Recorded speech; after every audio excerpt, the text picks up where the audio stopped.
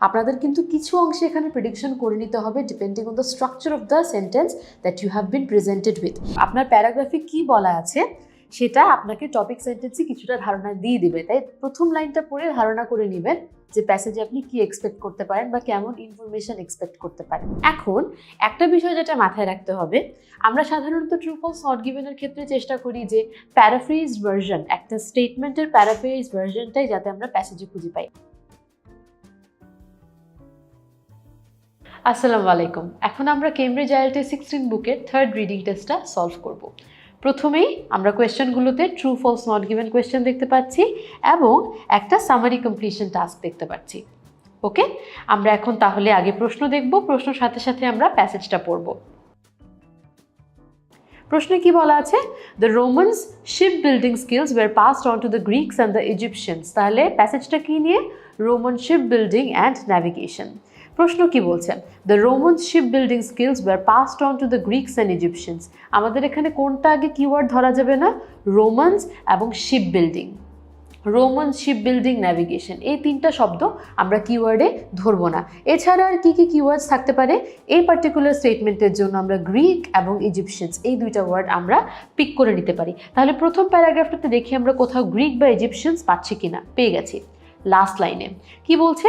The Romans were not traditionally sailors but mostly land-based people who learned to build ships from the people that they conquered, namely the Greeks and the Egyptians.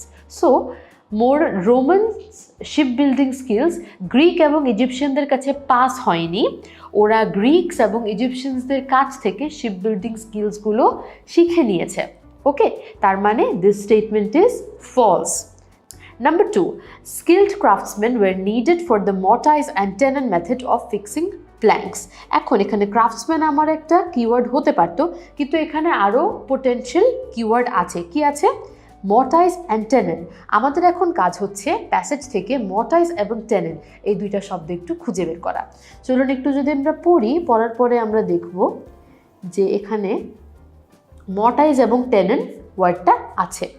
থাকলে এখানে আমরা চলুন এই ওয়ার্ডটা বা এই ওয়ার্ডটা যেখানে আছে সেই স্টেটমেন্টটা বা সেই সেন্টেন্সটা একটু পড়ি। Starting from the 6th century BCE, they were used or they were fixed using a method called mortise and tenon, whereby one plank locked into another without the need for stitching. Then in the first centuries of the current era, Mediterranean shipbuilders shifted to another shipbuilding method. আচ্ছা, এই দুইটা line পড়ার পরে কিন্তু যেহেতু মর্টাইজ and টেননটা এই সেন্টেন্সে introduce করা হয়েছে, তার মানে কিন্তু আমাদের ধরে নিতে হবে যে আগে এই বিষয় নিয়ে কোনো কথা হয়নি। সো পরেও যেহেতু অন্য একটা শিপ বিল্ডিং মেথডে চলে গেছে, আমরা ধরে নিতে পারি যে skilled craftsman were needed for the mortise and tenon method of fixing planks এই যে সেন্টেন্সটা আছে এটা ভুল, এটা দেয়া নেই, so not given. Number 3, the later practice used by Mediterranean shipbuilders involved building the hull before the frame, অর্থাৎ ফ্রেমের আগে হাল বানানোটা ছিল হচ্ছে মেডিটেরিয়ান শিপবিল্ডারদের নতুন প্র্যাকটিস বা লেটার প্র্যাকটিস। এটাকে তাহলে পরের সেন্টেন্সে কি বলছে? Then in the first centuries of the current era, Mediterranean shipbuilders shifted to another shipbuilding method still in use today, which consisted of building the frame first and then proceeding with the hull. তার মানে frame আগে বানিয়ে হাল পরে বানানো হয়েছে, কিন্তু প্রশ্নে কি বলছে? আগে হাল বানিয়ে তারপর ফ্রেম বানানো হতো। তাহলে এই অ্যান্সারটা হবে false. Number 4, the Romans called the Mediterranean Sea Mare Nostrum because they dominated its use. এখন এখানে আমরা কি মেয়ার নস্ট্রাম নামে কিছু পাচ্ছি না, কিন্তু তার মানে আমরা পরের প্যারাগ্রাফে চলে যাব। এই যে এখানে আমরা মেয়ার নস্ট্রাম নামে একটা ওয়ার্ড পাচ্ছি। মেয়ার নস্ট্রাম হচ্ছে কি বলছে? মেয়ার নস্ট্রাম মানে হচ্ছে আওয়ার সি। স্টেটমেন্টটা কি? The Romans call the Mediterranean sea Mare Nostrum because they dominated its use. সেন্টেন্সটা পড়ব। Eventually, Rome's navy became the largest and most powerful in the Mediterranean, and the Romans had control over what they therefore called Mare Nostrum, our sea. মানে Romans had control over the Mediterranean Sea. তার মানে domination of its use, it's true. এই সেন্টেন্সটা হবে true. Number 5, most rowers on ships were people from the Roman army. চলুন আমরা হচ্ছে রোয়ার নিয়ে কোনো কিছু আছে কিনা সেটা আমরা দেখে নিই। ইয়েস, এই প্যারাগ্রাফটাতে আমরা রোয়ার নিয়ে বেশ কয়েকটা জিনিস পাচ্ছি। চলুন একটু পড়ে নিই। The rowers at the bottom had the most uncomfortable position as they were under the other rowers and were exposed to the water entering through the oar holes. It is worth noting that contrary to popular perception, rowers were not slaves. Rowers were not slaves, but mostly Roman citizens enrolled in the military. Roman citizens enrolled in the military মানে Roman army. That means this statement is also true. খুবই simple না? আপনি keyword analysis করে করে আপনার প্যাসেজটা পড়বেন। এবার আমরা 6 থেকে 13 একটা সামারি কমপ্লিশন টাস্ক দেখব। এখানে আমাদেরকে কি বলা হয়েছে, একটা মাত্র শব্দ ব্যবহার করতে পারবো এবং 6 থেকে 13 আমাদের অ্যান্সার করতে হবে। চলুন তাহলে আমরা আগে টাইটেলটা পড়ে নিই, ওয়ারশিপস অ্যান্ড মার্চেন্ট শিপস। এখানে তাহলে মার্চেন্ট শিপস নিয়ে আমাদের কাজ করতে হবে। চলুন তাহলে সেন্টেন্সটা পড়ি। Warships were design so that they were blank and moved quickly. Okay, আমাদের এখানে কি করতে হবে জানেন, এখানে আমাদের প্যাসেজ থেকে ওয়ার্ডস নিয়ে এখানে বসাতে হবে। এতটুকুনি কাজ, কিন্তু কারেক্ট ওয়ার্ডটা বসাতে হবে। সো ফার্স্ট ওয়ার্ড আমরা একটু দেখে নিব। Warships are were designed so that they were dash and moved quickly. Designed এবং বিল্টের মধ্যে কিন্তু পার্থক্যটা খুবই কম এই কনটেক্সটে। সো আমরা এখানে বলতে পারবো, যেহেতু বলছে যে মুভড কুইকলি, স্পিডির সাথে মুভড কুইকলি আমরা সিনোনিমাইজ করতে পারি, তাহলে আরেকটা ওয়ার্ড কি থাকছে, light weight. So the answer for this would be light weight. তারপরে আসি, they often remained afloat after battles and were able to sail close to land as they lacked any additional weight. A battering ram made of dash was included in the design for attacking and damaging the timber and oars of enemy ships. এখন যেহেতু made of বলেছে, তার মানে আমাদের বুঝে নিতে হবে এখানে কোনো একটা স্ট্রাকচারাল মেটেরিয়াল নিয়ে কথা বলছে। আপনাদের কিন্তু কিছু অংশে এখানে প্রেডিকশন করে নিতে হবে depending on the structure of the sentence that you have been presented with. এখানে কি বলা হচ্ছে, battering ram made of dash. এটা made of plastic, made of steel, made of tin, made of wood, কোনটা, এটা আমাদের প্যাসেজ থেকে identify করতে হবে। চলুন আমরা একটু পড়ি, এখানে ব্যাটারিং র্যাম নামক কোনো শব্দ আমরা বা টার্ম আমরা পাই কিনা। এখানে যদি আমরা একটু পড়ি, একটা পাচ্ছি ব্যাটারিং র্যাম। কি বলেছে, they had a bronze battering ram. তার মানে নাম্বার 7-এর যে অ্যান্সারটা আছে এখানে হবে, অ্যান্সারটা হবে bronze. Bronze was included in the design for attacking and damaging the timbers and oars of enemy ships. Warships such as trireme had rowers on 3 different blank. এখন trireme এই ওয়ার্ডটা আমরা এখানে পাচ্ছি, চলুন পড়ে নিই। The trireme was the dominant warship from the 7th to 4th century BCE. It has rowers in the top, middle and lower levels. So এখানে কি হচ্ছে, on 3 different levels, top, middle, lower 3. So এটার answer হচ্ছে levels। ঠিক আছে, চলুন আমরা number 9-এ চলে যাই। নাম্বার 9-এ কি বলছে, unlike merchant ships had a broad blank that lay far below the surface of the sea. Merchant ships নিয়ে কথা বলছি, এতটুকু পর্যন্ত ওয়ারশিপ নিয়ে কথা হলো। এখন মার্চেন্ট শিপস এখান থেকে শুরু হচ্ছে। মার্চেন্ট শিপস নিয়ে কি বলছে, মার্চেন্ট শিপস নিয়ে বলছে, merchant ships were built to transport lots of cargo over long distances at a reasonable cost. They had a ওয়াইডের সাথে কিন্তু ব্রড সিনোনিমাসলি ইউজ করা যায়। So wider hull, double planking and a solid interior for added stability. এখানে আমাদের কি বলা হচ্ছে, that lay far below the surface of the sea, had a wider hull. So the answer is hull. তারপরে আসি, they had both square and dash. তার মানে এখানে শেপ নিয়ে কথা বলা হচ্ছে। দেখি আমরা স্কোয়ার শব্দটা কোথাও পাই কিনা। এখানে যদি আমরা একটু পড়ি, আমরা এখানে দেখব লার্জ স্কোয়ার সেলস। তার লাইনটা পড়বো, they had from 1 to 3 masts with large square sails and a small triangular sail. আমরা জানতাম এখানে শেপ বসবে, সো এখানে অ্যান্সারটা হবে triangular sails. On merchant ships and warships, dash was used to ensure rowers moved their oars in and out of the water at the same time. একই সময় যাতে প্রত্যেকটা রোয়ার প্রত্যেকটা লেভেলে যাতে একই সময় নিজেদের ওয়ার্সের ওয়াটার ইন অ্যান্ড আউট বা ক্লিয়ার করতে পারে, চলুন আমরা একটু আগে আগে পড়ি। Just like warships, merchant ships used oarsmen, but coordinating the hundreds of rowers in both types of ships was not an easy task. In order to assist them, music would be played on an instrument and the oars would then keep time with this. তার মানে এখানে কি হচ্ছে, same টাইমে যাতে ওরা বের হতে পারে এবং ওরা যাতে water in and out clear করতে পারে, এখানে ওরা মিউজিক ইউজ করতো। So the answer for number 11 would be music. Number 12, quantities of agricultural goods. এখন এখানে কিন্তু অ্যাগ্রিকালচারাল গুডস নিয়ে কিছু বলা হয়নি। চলুন আমরা পরের প্যারাগ্রাফটাতে চলে যাই, দেখি পরের প্যারাগ্রাফটাতে কি আছে। পরের প্যারাগ্রাফে আমরা দেখতে পাচ্ছি কি, the cargo on merchant ships included raw materials, iron bars, copper, marble, granite and agricultural products, grain। আর কোন অ্যাগ্রিকালচারাল প্রোডাক্টের নাম কিন্তু দেয়া নেই, তার মানে এখানে কি হবে, quantities of agricultural goods such as, example এখানে একটা এক্সাম্পল দেওয়া আছে, সো আমাদের এখানেও ব্ল্যাঙ্কে একটাই এক্সাম্পল বসবে, গ্রেন। তারপর আসি, were transported by merchant ships to two main ports in Italy. The ships were pulled to the shore by blank। কি দ্বারা পুল করা হচ্ছে এটার জন্য আমরা বাকিটুকু পড়ে নিই। During the empire, Rome was a huge city by ancient standards, about 1 million inhabitants.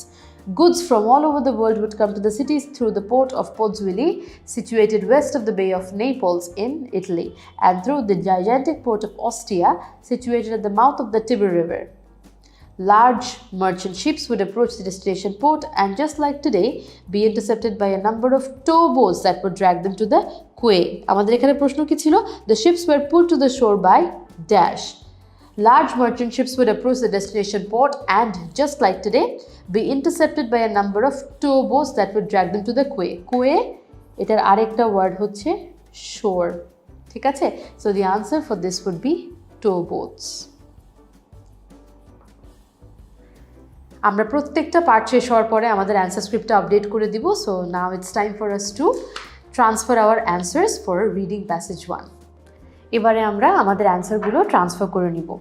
So 1 এর অ্যান্সার ছিল ফলস, 2 এর অ্যান্সার নট গিভেন, 3 এর অ্যান্সার ফলস, 4 এর অ্যান্সার ট্রু, 5 এর অ্যান্সার ট্রু, 6 এর অ্যান্সার লাইট ওয়েট, 7 এর অ্যান্সার ব্রঞ্জ, 8 এর answer levels,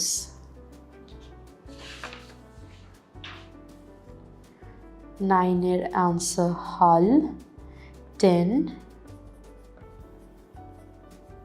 triangular, 11 music, 12 green, 13 towboats। ওকে, so এখানে আমরা ট্রান্সফার করে নিচ্ছি। এবার চলুন আমরা রিডিং প্যাসেজ 2তে চলে যাই। রিডিং প্যাসেজ 2তে আমরা আগে একটু আমাদের টাইটেলটা পড়ে নিই।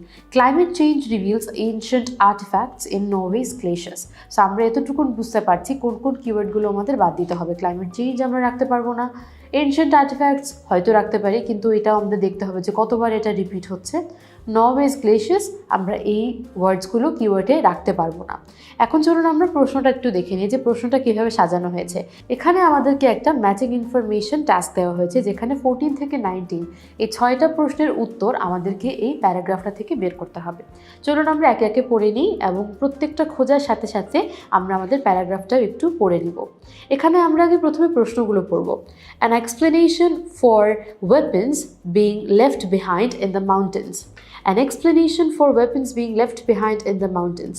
এখানে এটা একটা আছে যে এখানে আমাদের কিওয়ার্ড কি হতে পারে, an explanation for weapons being left behind in the mountains। এখানে left behind is a very important keyword। 15 এ যাই, a reference to the physical difficulties involved in archaeological expedition। আমরা আগে কিওয়ার্ডসগুলো মার্ক করব। 16 এ কি আছে, explanation why less food might have been available. Number 17, a reference to the possibility of future archaeological discoveries. 18 হচ্ছে examples of items that would have been traded. So traded এখানে একটা খুবই important keyword. 19, a reference to the pressure archaeologists are under to work quickly. Pressure working quickly. আমরা chunk wise যাব, 14 থেকে 19 আমাদেরকে যতটুকুন দেওয়া হয়েছে আমরা আগে অতটুকুন পড়ব। প্রত্যেকটা প্যারাগ্রাফ, এখন দেখেন আপনাদেরকে দেওয়া হয়েছে 8টা প্যারাগ্রাফ, প্রত্যেকটা প্যারাগ্রাফই বেশ বড়, সবগুলো প্যারাগ্রাফ বুঝে মনে রাখা সবসময় সম্ভব হয় না। তাই আমরা যেটা করব, আমরা প্রত্যেকটা প্যারাগ্রাফের ফার্স্ট এবং লাস্ট লাইন পড়ে একটু স্কিম করে যাব যে প্যারাগ্রাফটা কী বিষয়ে থাকতে পারে। যেমন ফার্স্ট প্যারাগ্রাফটা যদি আমরা দেখি, well above the tree line in Norway's highest mountains ancient fields of ice are shrinking as earth's climate warms, এটা গেল ফার্স্ট লাইন। লাস্ট লাইনে কি বলছে, and those artifacts have provided archaeologists with some surprising insights into how ancient Norwegians made their livings. Okay, so made their living এবং সব কিছু নিয়ে এখানে যা বলা হয়েছে, আর্টিফ্যাক্টস নামক কিছু জিনিস আমরা পেয়েছি, হয়তো এখানে আর্টিফ্যাক্টস নিয়ে থাকতে পারে। তাহলে একটু চলুন তো আমরা দেখে যাই যেখানে আর্টিফ্যাক্টস নিয়ে আমাদেরকে কোনো ইনফরমেশন ম্যাচ করতে বলা হয়েছে কিনা। আর্টিফ্যাক্টস নিয়ে কিন্তু এখানে কোনো নাম্বারেই আমরা কোনো ধরনের ইনফরমেশন পাচ্ছি না যেটা আমরা প্যারাগ্রাফের সাথে ম্যাচ করতে পারবো। তাহলে হয়তো ধরে নেওয়া যায় যে এটা বাদ পড়বে, কারণ আমরা এখানে ম্যাচ করার মতো কিছু পাচ্ছি না। বিটা একটু পড়ি, organic materials like textiles and hides are relatively rare finds at archaeological sites. তারপরে দেখি, the unpredictability means that glaciers archaeologists have to be systematic in their approach to field work. এখন ফিল্ড ওয়ার্ক এই ওয়ার্ডটার সাথে আমরা বেশ কয়েকটা জিনিস এই আমাদের কোয়েশ্চেনে ম্যাচ করতে পারি। কীরকম, reference to the pressure archaeologists are under to work quickly. আরেকটা কি হতে পারে, reference to the physical difficulties involved in archaeological expedition. কেন, বিকজ এখানে ফিল্ড ওয়ার্কটা আছে। তাহলে আমরা একটু বাকিটুকুন পড়ে দেখি যে এটার অ্যান্সার কি 15 হবে নাকি 19 হবে, যেহেতু এখানে ফিল্ড ওয়ার্ক নিয়ে কথা বলেছে এবং আমরা এখানে যে জিনিসটা পাচ্ছি এখানে হয়তো আমরা সিমিলার কোনো একটা ইনফরমেশন পেয়েও যেতে পারি। This is because unless they are protected from the microorganisms that cause decay, they tend not to last long. Extreme cold is one reliable way to keep artifacts fresh for a few thousand years, but once thawed out, these materials experience degradation relatively slowly. With climate shrinking ice cover around the world, glacial archaeologists need to raise the clock to find new revealed artifacts. Raise the clock to work quickly. Raise the clock মানে হচ্ছে কি তাড়াতাড়ি কাজ করা। তো তাড়াতাড়ি কাজ করাকে আমরা ওয়ার্ক কুইকলির সাথে খুব ইজিলি সিনোনিমাইজ করতে পারি। তাহলে আমরা ধরে নিতে পারি যে প্রবাবলি 19-এর অ্যান্সার বি হতে পারে। খেয়াল রাখবেন আমরা পার্ট বাই পার্ট প্যাসেজটা পড়ছি, এমনও হতে পারে যে 19-এর জন্য আপনি আরেকটা উত্তর পাবেন, তখন আমরা এটা কীভাবে কম্পেয়ার করবো এটা আমরা দেখব। কিন্তু আমরা আপাতত এর পরের প্যারাগ্রাফটাতে চলে যাই। পরের প্যারাগ্রাফে বলছে, once a 9-year period a team of archaeologists which included Lars Pillow of Uppland County Council, Norway and James Barrett of the McDonald Institute of Archaeological Research surveyed patches of ice in Uppland, an area of south central Norway that is home to some of the country's highest mountains.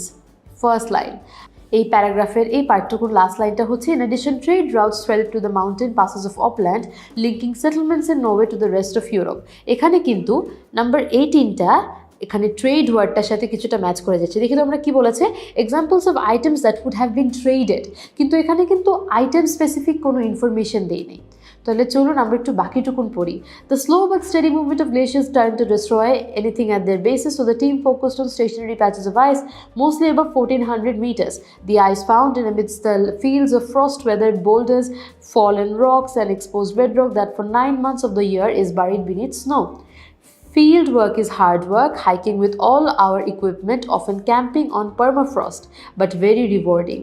You're rescuing the archaeology, bringing the melting ice to wider attention, discovering a unique environmental history and really connecting with the natural environment, says Barrett. আচ্ছা, এখন এদিকে কত দেখেন এখানে কি বলছে, field work is hard work. আমরা কিন্তু ফিল্ড ওয়ার্ক নিয়ে আমরা কিন্তু আমাদের ফার্স্ট যে 2টা প্যারাগ্রাফ আছে এর মধ্যে কিন্তু আমরা ফিল্ড ওয়ার্ক পেয়েছি। কনফিউশন কোথায় ছিল, 15 হবে আমাদের বি এর অ্যান্সার নাকি হচ্ছে 19 হবে সি এর অ্যান্সার, কোনটা হবে? এই 2টার মধ্যে বি এবং সি এর মধ্যে আমাদের 15 এবং 19-এর অ্যান্সারটা আছে। এখানে 15-এ আমাদেরকে কি বলছে, 15-এ আমাদেরকে বলছে যে a reference to the physical difficulties involved in an archaeological expedition. 19-এ কি বলছে, a reference to the pressure archaeologists are under to work quickly. So এখানে যেহেতু আমরা raise the clock নামক এই ব্যাপারটা পেয়েছি, আমাদের বি এর অ্যান্সার হয়ে যাবে 19 এবং সি এর জন্য আমরা ইউজ করব নাম্বার 15 কেন? Because field work is hard work, hiking with all our equipment often camping on permafrost but very rewarding. So এখানে যে ব্যাপারটা আছে the physical difficulties, this is quite relevant to see. তার মানে আমার এখানে অ্যান্সারটা হবে সি। সো 15-এর অ্যান্সার পেয়ে গেলাম, 19-এর অ্যান্সার পেয়ে গেলাম। এবার আমরা নাম্বার 14, 16, 17 এবং 18টা একটু ম্যাচ করার চেষ্টা করব। ডিতে বলছে at the edges of the contracting ice patches, archaeologists found more than 2,000 artifacts which formed a material record that ran from 4000 BCE to the beginnings of the Renaissance in 14th century. Last line পড়ব, other items could have been used by hunters traversing the high mountain phases of upland, all-purpose items like tools, skis and horse track. এখন আমরা কিন্তু এখানে দেখতে পাচ্ছি যে যদি আমরা বাকিটুকুনো পড়ি, hunters would have easily misplaced arrows and they often discarded broken bows rather than take them all the way home. তার মানে কি, কাজ করছিল না বা নষ্ট হয়ে গেছিল, সেখানেই ফেলে দিয়ে চলে গেছে। ওরা যে তখনকার সময় ফেলে দিয়ে চলে গেছে সেটাই কিন্তু এখন আর্কিওলজিক্যাল আর্টিফ্যাক্ট, তাই না? তার মানে আমার এখানে আর্কিওলজিক্যাল আর্টিফ্যাক্ট নিয়ে যদি আমি কথা বলে থাকি, সেই ক্ষেত্রে আমার অ্যান্সারটা নিশ্চয়ই হওয়া উচিত 14। কেন? কারণ দেখুন, other items could have been used by hunters traversing the high mountain passes of Oppland, all purpose items like tools, skis and horse track. কোথায়? মাউন্টেন্সে। সো মাউন্টেন্সে যদি হয়ে থাকে, ওরা বিভিন্ন অ্যারোজ এবং ব্রোকেন বোস সেভাবেই ফেলে এসছে। সো আমার জন্য an explanation for weapons being left behind in the mountains is a much better choice when it comes to matching the answer information for number D. 14-এর অ্যান্সার হবে ডি। তারপরে আমরা আসি, আমাদের এখনও বাকি 16, 17 এবং 18। এবার আমরা পরের প্যারাগ্রাফগুলোতে যাই। পরের প্যারাগ্রাফগুলোতে Barrett steam carbon dated 153 of the artifacts compared those days to the timing of major environmental changes in the region, such as periods of cooling or warming and major social and economic shifts, such as the growth of farming settlements and the spread of international trade networks leading up to the Viking Age. They found that some periods had produced lots of artifacts, which indicates that people had been pretty active in the mountains during those times, but there were few or no signs of activity during other periods. এর মানে কিন্তু এটাও যে কিছু কিছু সময়ে activity খুব high ছিল, কিছু ক্ষেত্রে অ্যাক্টিভিটি কম ছিল, এবং এই অ্যাক্টিভিটির উপরে কিন্তু কতটুকু আর্টিফ্যাক্টস একটা পার্টিকুলার জায়গায় আছে সেটাও কিন্তু বোঝা সম্ভব। সো এখানে এই ব্যাপারটা একটু আপনাদের বুঝে নিতে হবে। চলুন আমরা একটু দেখে নিই যে ইটাকে কোনো কিছুর সাথে ম্যাচ করছে কিনা। ই কিন্তু এখানে 15, 16 বা 17 এই তিনটার মধ্যে কোনোটার সাথে ম্যাচ করছে না, তার মানে ই আমাদের কোনো জায়গায় আসবে না। এফটা একটু পড়ি। What was surprising according to Barrett was the timing of these periods. Uplands mountains present daunting terrain, and in periods of extreme cold, glaciers could block the higher mountain passes and make travel in the upper reaches of the mountains extremely difficult. Last line পড়ব। A colder turn in the Scandinavian climate would likely have meant widespread crop failure, so more people would have depended on hunting to make up for these losses. Make up for what losses? Agricultural harvest যে লো টেম্পারেচারে বাড়ছিল না, লো টেম্পারেচারে যে কোনোভাবেই ওরা avail করতে পারছিল না। সো এখানে যদি আমি এই পার্টটুকুন একটু ক্ল্যারিফাই করার জন্য পড়ি, remarkably through the finds from the ice may have continued through this period, perhaps suggesting that the importance of mountain hunting increase to supplement failing agricultural harvests in times of low temperatures. তার মানে এখানে যদি আমি agricultural harvest চিন্তা করি, we can synonymize this with food. Food নিয়ে কিন্তু আমাদের এখানে একটা অলরেডি থাকার কথা, সেটা হচ্ছে an explanation of why less food may have been available. So 16-এর অ্যান্সার হওয়া উচিত এফ। এবার চলে আসি পরের প্যারাগ্রাফগুলোতে। পরের প্যারাগ্রাফ হচ্ছে জি এবং এইচ। জিতে কি বলা হচ্ছে, many of the artefacts Barrett steam recovered date from the beginning of the Viking Age, the 700s through the 900s CE. First line শেষ, লাস্ট লাইনটা একটু পড়বো। লাস্ট লাইনটা শুরু হচ্ছে এখান থেকে, and growing Norwegian towns along with export markets would have created a booming demand for hides to fight off the cold, as well as antlers to make useful things like combs. Business must have been good for hunters. Trade নিয়ে কিন্তু already আমাদের কথা বলা হয়ে গেছে, তাহলে একটু দেখি তো 18টা আমাদের জি এর সাথে কোনোভাবে যাচ্ছে কিনা। Many of the artifacts of Barrett steam recovered date from the beginning of Viking Age. Trade networks connecting Scandinavia with Europe and the Middle East were expanding around this time. Although we usually think of ships when we think of Scandinavian expansion, these recent discoveries show that plenty of goods traveled and over long streets. Although we usually think of ships when we think of Scandinavian expansion, these recent discoveries show that plenty of goods traveled on overload routes like the mountain passes of Uppland, and growing Norwegian towns along with export markets would have created a booming demand for hides to fight off the cold, as well as the antlers to make useful things like combs. Business must have been good for hunters. So an example of items that have been traded. What are the items?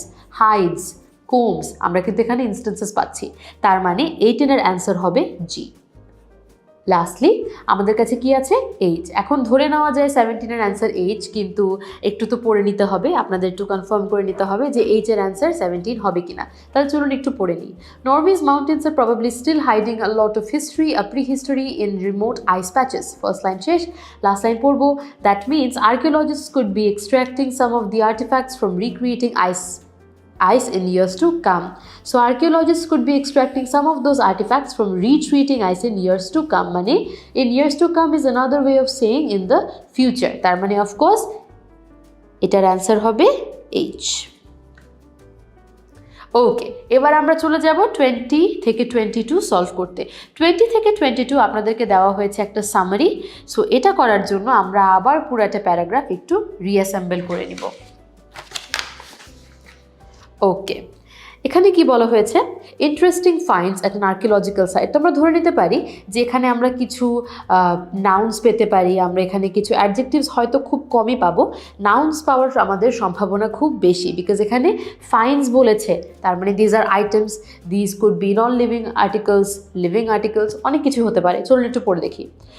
Organic materials such as animal skins and textiles are not discovered very often at archaeological sites. They have little protection against dash, which means they decay relatively quickly. তার মানে এখানে এমন কিছু বলা হচ্ছে যেটা decay হয়। আমরা যখন বি পড়েছি তখন কিন্তু আমরা ডিকে ওয়ার্ডটা পেয়েছি। চলুন এই লাইনটা একটু পড়ে দেখি। This is because unless they are protected, materials like textiles and hides, আমরা কিন্তু animal skin and textiles দেখেছি, hides are animal skins। ঠিক আছে, আর relatively rare finds at archaeological sites. This is because unless they're protected from the microorganisms that cause decay, they tend not to last long. They'll have little protection against microorganisms. এখানে উত্তর হবে microorganisms. Done? Okay, next চলে যাচ্ছি। নেক্সটে কি বলছে? A team of archaeologists have been working in the mountains of Uppland in Norway to recover artifacts revealed by shrinking ice cover. In the past, there were trade routes through these mountains, and dash gathered there in summer months to avoid attack by dash and on lower ground. So এখানে temperature নিয়ে কথা বলা হয়েছে। ফার্স্টটাতে আমরা খুব বেশি এখানে temperature নিয়ে কথা না পেলেও পরের দিকগুলোতে কিন্তু যেমন দেখুন আমরা সামার মান্থস নিয়ে অনেক কিছু পেয়েছি। চলুন এই লাইনটা বা এই প্যারাগ্রাফের থেকে আমরা তো ফার্স্ট লাইন পড়েছিলাম, সেকেন্ড থেকে পড়ি। Reindeer once congregated on these icy patches in the late summer months to escape biting insects, and from the late Stone Age, hunters followed.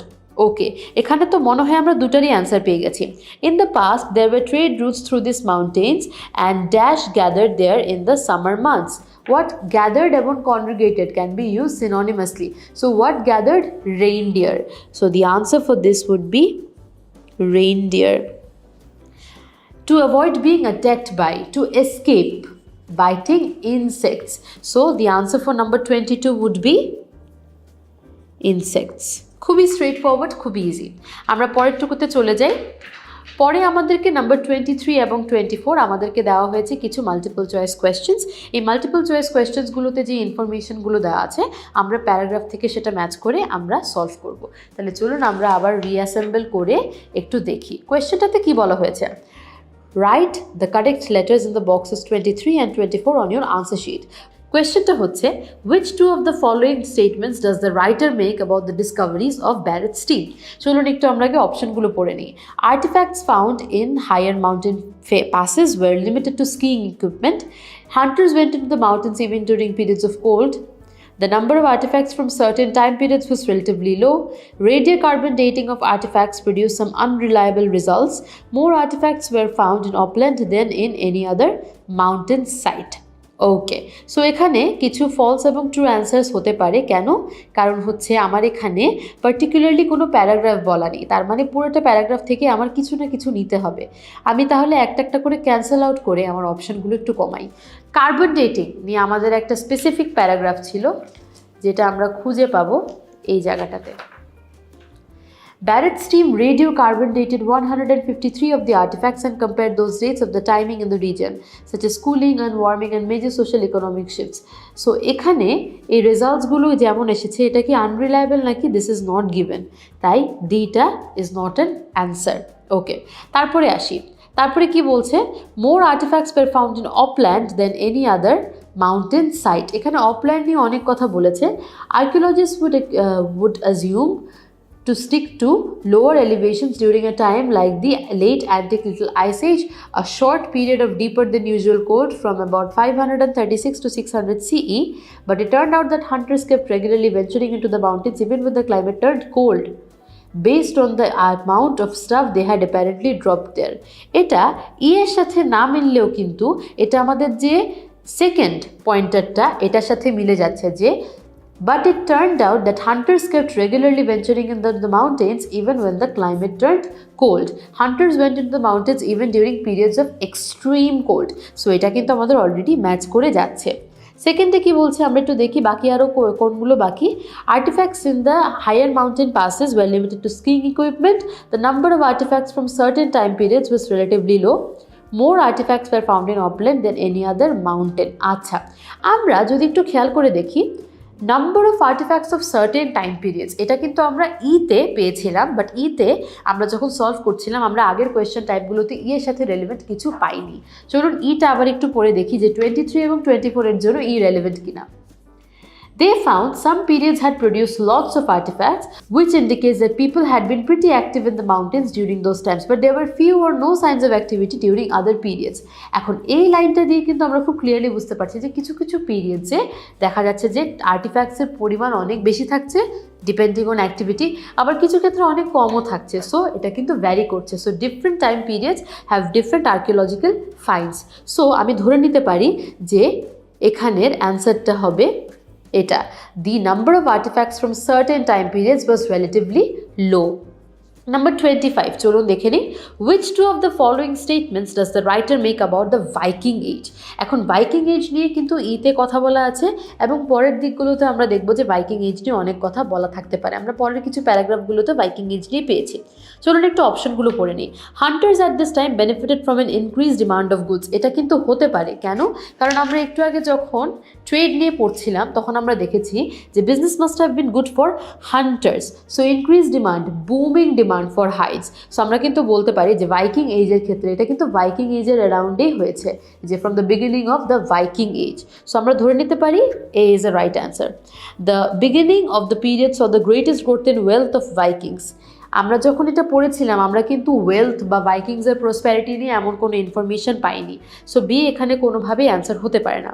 Vikings did not rely on ships alone to transport goods. Although we usually think of ships when we think of Scandinavian expansion, these recent discoveries show that plenty of goods traveled on overland routes like the mountain passes of Uppland.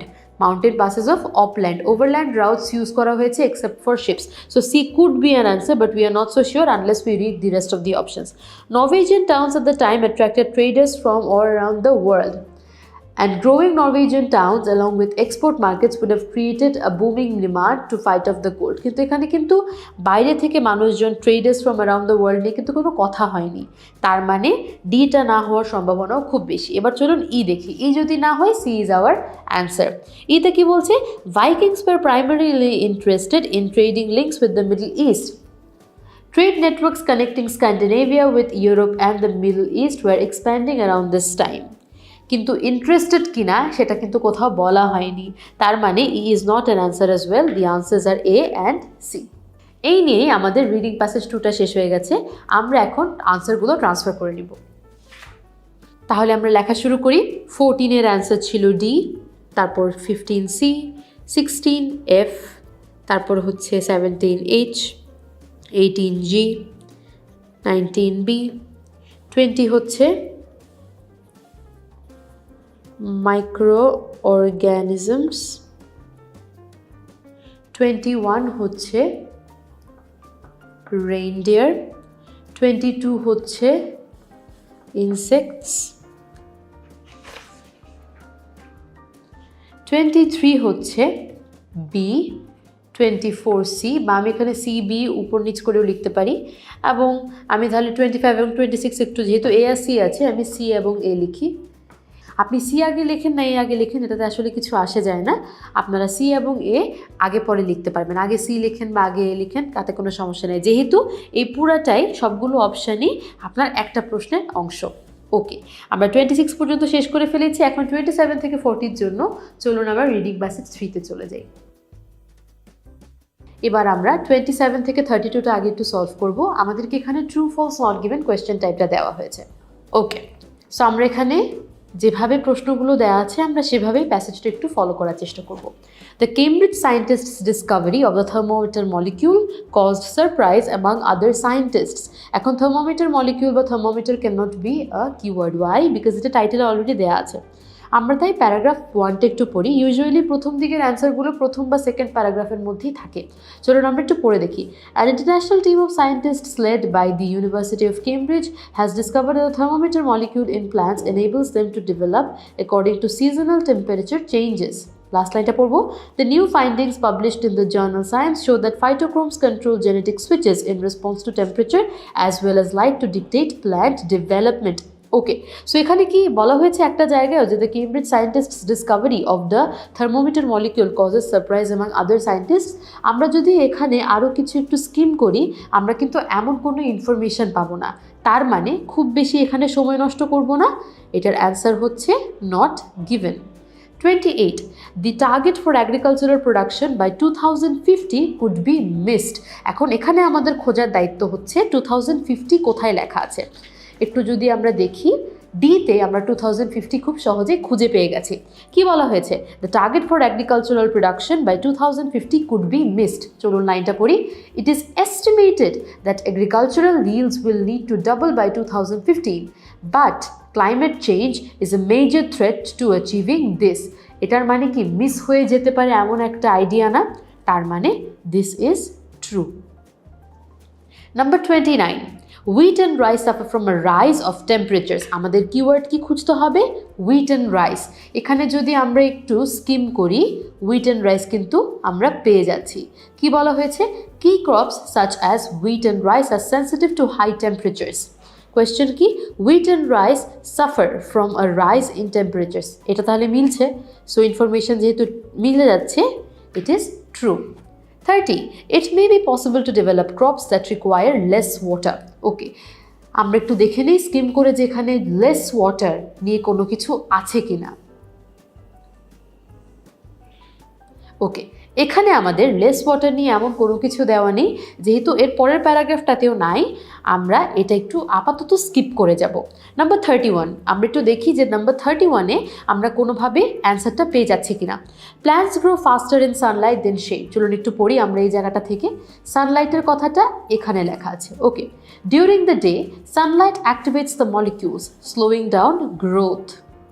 তাহলে plants grow faster in sunlight than in shade, এটা তাহলে contradictory information না, তার মানে this answer is false.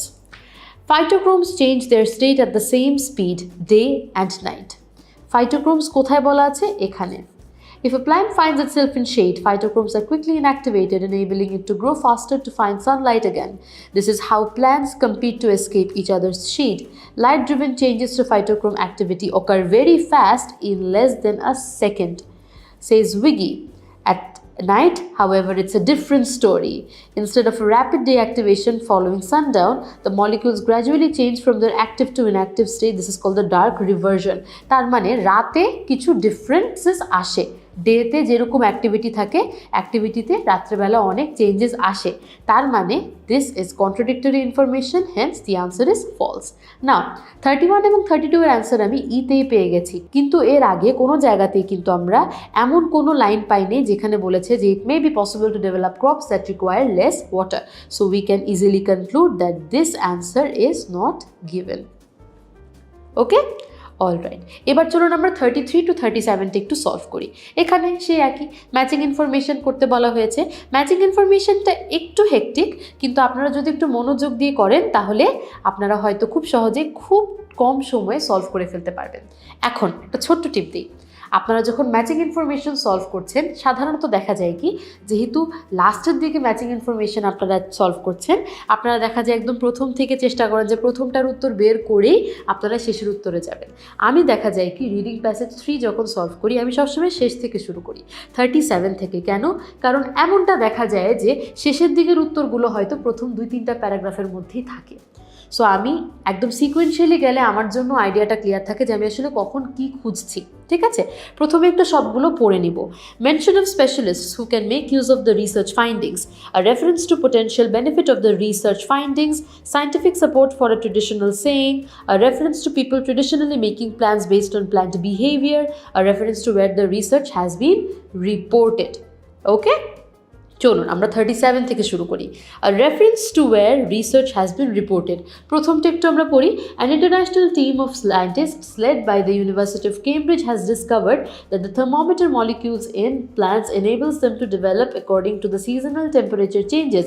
Researchers have revealed that molecules called phytochromes used by plants detect during day actually change their function in darkness to become cellular temperature gauges that measure the heat of the phytochromes to control genetic switches in response to temperature as well as light to dictate plant development. তাহলে এখানে কি a reference to where the research has been reported এসছে না, তার মানে আমরা বলতে পারি যে 37 এর অ্যান্সার হবে এ। এবার চলুন 36টা দেখি। A reference to people traditionally making plants based on behavior. বিতে আমরা একটু পড়ে নেই। At night those molecules changes states and at the pace at which they change is directly proportional to temperature. The warmer it is, the faster the molecular change. এখানে আমরা এমন কোনো কিছু পাইনি, তো হয়তো বি এর অ্যান্সার এখানে কোথাও নেই, তাও আমরা বাদ দিব না। সিতে কি বলা হয়েছে? Farmers and gardeners have known for hundreds of years how responsive plants are to temperature. Warm winters cause many trees and flowers to bud early, something humans have long used to predict weather and harvest times for the coming year. The latest research pinpoints for the first time a molecular mechanism in plants that reacts to temperature, often triggering the buds of spring we long to see at the end of winter. কি বলা হয়েছে তাহলে আমরা 36 কি খুঁজছি? A reference to people traditionally making plants based on plant behavior, often triggering the buds of spring we long to see at the end of winter. তাহলে আমরা বলতে পারি 36 এর অ্যান্সার হবে সি, বিকজ এখানে প্ল্যান্ট বিহেভিয়ারের কথা বলা হয়েছে। নাম্বার 35 এ কি বলছে? Scientific support to a traditional saying. চলুন আমরা পরের প্যারাগ্রাফগুলোতে চলে যাই। এখানে ট্রেডিশনাল সেইং নিয়ে কোনো কথা কি কোথাও বলা আছে কিনা? এখানে প্ল্যান্টের ফাংশন নিয়ে বলা হয়েছে, এখানে নাইট অ্যাক্টিভিটি নিয়ে কথা বলা হয়েছে, এখানে থাকার সম্ভাবনা একটু কম। চলুন ট্রেডিশনাল অন্য কিছু নিয়ে আমরা যদি কিছু পাই সেটা একটু খোঁজার চেষ্টা করি। Well known rhyme. ওকে, তাহলে চলুন আমরা একটু দেখি এখানে কি বলা হয়েছে। এখানে বলা হয়েছে some plants mainly use day length as an indicator of the season. Other species such as daffodils have considerable temperature sensitivity and can flower months in advance during a warm winter. In fact, the discovery of dual role of phytochromes provides the science behind a well-known rhyme long used to predict the coming season. Oak before ash, we'll have a splash. Ash before oak, we are in a soak. Wiggy explains, oak trees rely much more on temperature, like using phytochromes as thermometers to dictate development, whereas ash trees rely on measuring day length to determine their seasonal timing. A warmer spring and consequently a higher likeliness of a hot summer will result in oak leafing before ash. A cold spring will see the opposite. As the British know only too well, a colder summer is likely to be a rain-soaked one. তার মানে scientific support of a traditional saying. এখানে traditional saying কোনটা? Oak before ash will have a splash, ash before oak we are in a soak. তার মানে এখানে 35 এর answer হবে G, scientific support for a traditional saying. 34 এ চলে যাই। A reference to a potential benefit of the research findings. ঠিক আছে, reference to a potential benefit, আমরা কিন্তু এটা কিছুক্ষণ আগেই আমরা একটা প্যারাগ্রাফে দেখেছি।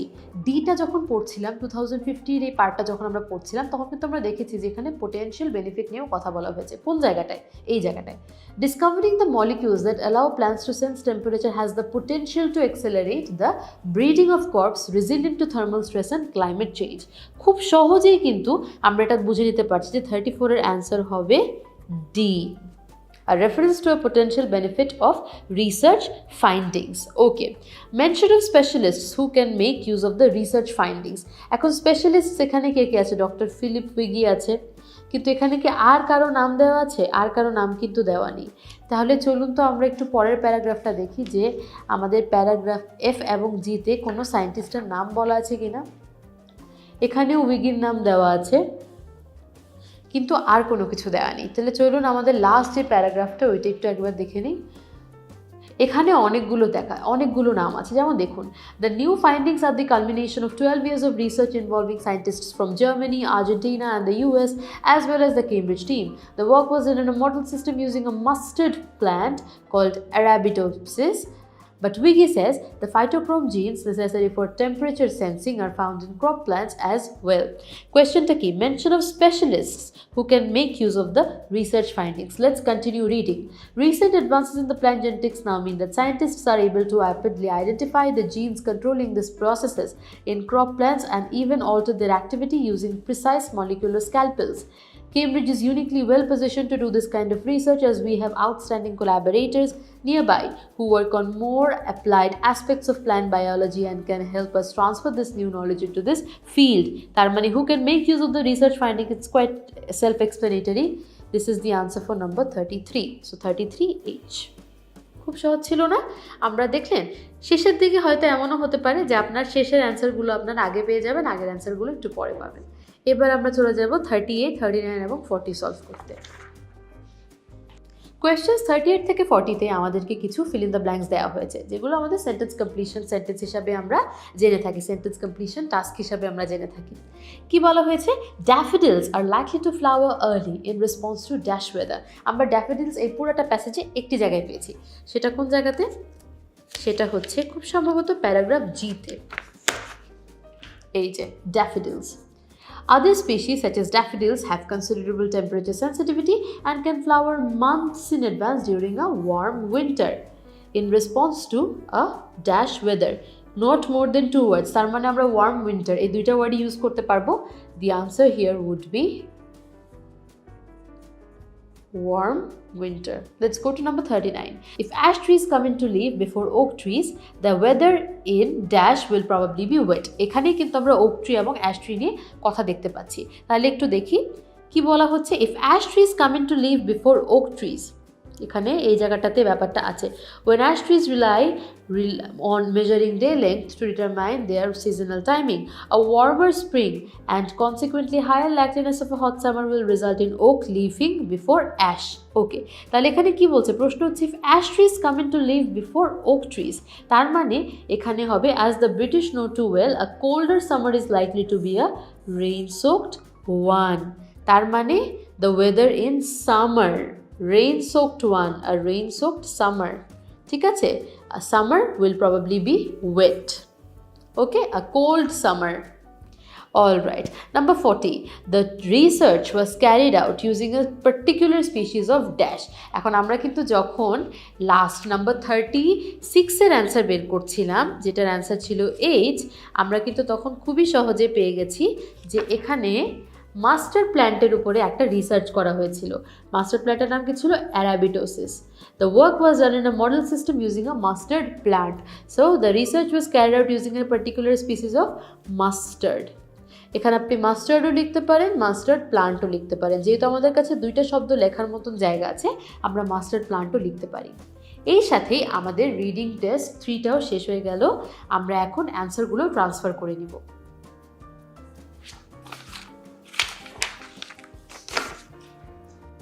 নাম্বার 27 এর অ্যান্সার হবে নট গিভেন, 28 এর অ্যান্সার হবে ট্রু, 29 এর অ্যান্সার হবে ট্রু, 30 এর অ্যান্সার হবে নট গিভেন, 31 এর অ্যান্সার হবে ফলস, 32 এর অ্যান্সারও হবে false, 33H, 34D, 35G, 36C, 37A, 38 warm winter, summer। আমি এখানে যেহেতু দুইটা লেখার সুযোগ আছে আমি মাস্টার্ড প্লান্টই লিখছি। এই সাথেই আমাদের কেমব্রিজ IELTS 16 বুকের রিডিং টেস্ট 3টা শেষ হয়ে গেছে। আপনার যদি এই মক টেস্ট সলিউশন ভিডিওটি পছন্দ হয়ে থাকে তাহলে আরো অ্যাডভান্স টিপস এন্ড টেকনিক্স শিখে আইএলটিএস এ আপনার কাঙ্ক্ষিত স্কোরটি পেতে ভর্তি হয়ে যান আমার পূর্ণাঙ্গ আইএলটিএস কোর্সে। কোর্সটি পেতে ভিজিট করুন 10minuteschool.com অথবা যে কোনো জিজ্ঞাসায় কল করুন 16910 নম্বরে।